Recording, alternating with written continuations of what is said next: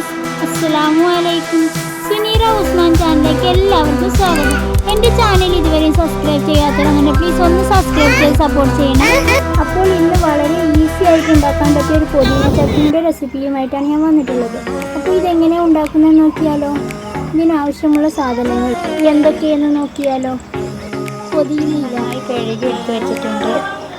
പിന്നെ നമുക്ക് വേണ്ടതാണ് കുറച്ച് ഉള്ളി. ഇത് ചെറിയ ഉള്ളി ഉണ്ടെങ്കിൽ അത് മതി കേട്ടോ. പിന്നെ പച്ചമുളക്, ഒരു നെല്ലിക്കയുടെ വലിപ്പത്തിലുള്ള കുറച്ച് പുളി എടുത്തിട്ടുണ്ട്. പിന്നെ കുറച്ച് തേങ്ങ ഇതുപോലെ ചെയ്താൽ കട്ടാക്കി എടുത്തിട്ടുണ്ട്. നിങ്ങൾക്ക് വേണമെന്നുണ്ടെങ്കിൽ ചിരകി എടുക്കാം. ഇട്ട് കൊടുത്തിട്ട് ചിരകിയ തേങ്ങയാണെന്നുണ്ടെങ്കിൽ ആ സ്റ്റെപ്പ് ഒഴിവാക്കാം. ശേഷം ഇവിടുന്ന് തുടങ്ങാം.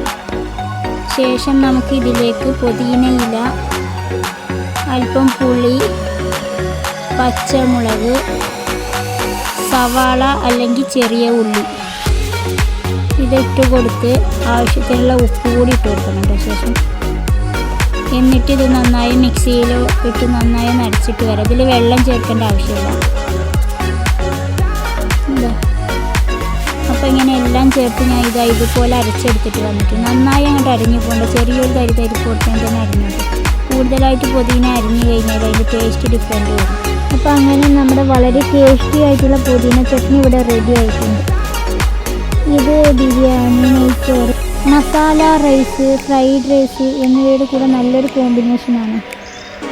ഈ മസാല റൈസിൻ്റെ റെസിപ്പി ഞാൻ അതിന് മുമ്പ് അപ്ലോഡ് ചെയ്തിട്ടുണ്ട്. അത് കാണാത്തവരുണ്ടെന്നുണ്ടെങ്കിൽ ഇതിൻ്റെ ലിങ്ക് ഞാൻ താഴെ കൊടുത്തേക്കാം, ഒന്ന് പോയി കാണണേ. അപ്പോൾ എൻ്റെ ഈ പുതിന ചട്നി റെസിപ്പി എല്ലാവർക്കും ഇഷ്ടപ്പെട്ടെന്ന് വിചാരിക്കുന്നു. ഇഷ്ടപ്പെട്ടാൽ പ്ലീസ് ഒന്ന് ലൈക്ക് ചെയ്യണേ. അതുപോലെ തന്നെ എൻ്റെ വീഡിയോ ഇഷ്ടപ്പെട്ടാൽ മറ്റുള്ളവർക്ക് കൂടി ഒന്ന് ഷെയർ ചെയ്ത് കൊടുക്കാനും, എൻ്റെ വീഡിയോ ആദ്യമായിട്ട് കാണുന്നവരാണെന്നുണ്ടെങ്കിൽ സബ്സ്ക്രൈബ് ചെയ്ത് സപ്പോർട്ട് ചെയ്യാനും മറക്കല്ലേ. അതുപോലെ തന്നെ ഇത് ട്രൈ ചെയ്ത് നോക്കിയിട്ട് നിങ്ങളുടെ അഭിപ്രായം കമൻറ്റ് ചെയ്യാനും മറക്കല്ലേ. അപ്പോൾ ഇനിയും നല്ല നല്ല വീഡിയോയുമായി വീണ്ടും വരുന്നവർക്കും എല്ലാവർക്കും അസ്സലാമു അലൈക്കും. Thank you for watching.